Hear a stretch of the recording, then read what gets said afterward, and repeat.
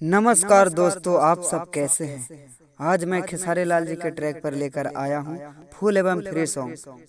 जो ट्रैक है लवर के शादी में लिखने का प्रयास किया हूं।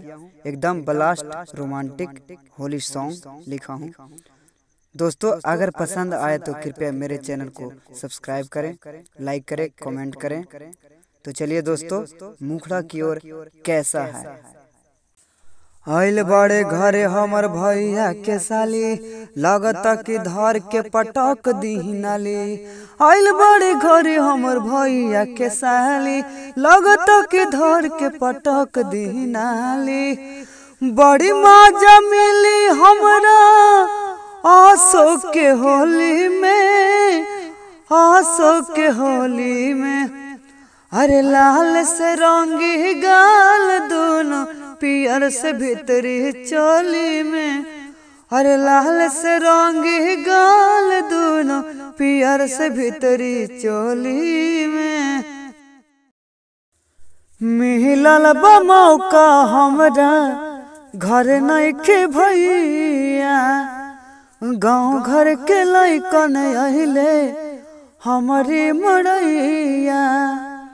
मिलल बा मौका हमरा घर नइखे भैया, गाँव घर के लइकन अहिले हमारी मड़ैया।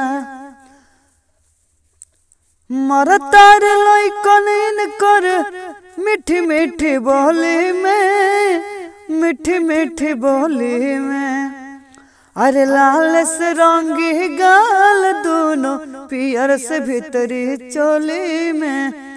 अरे लाल से रंगी गाल दोनों, पियर से भीतरी चोली में। बड़ी जालीदार कुर्ती पहनी है बम्बैया, छन भर में छान दी है पुड़िया मिठैया। बड़ी जालीदार कुर्ती पहनी है बम्बैया, छन भर में छनी है सलजी पुड़िया मिठैया।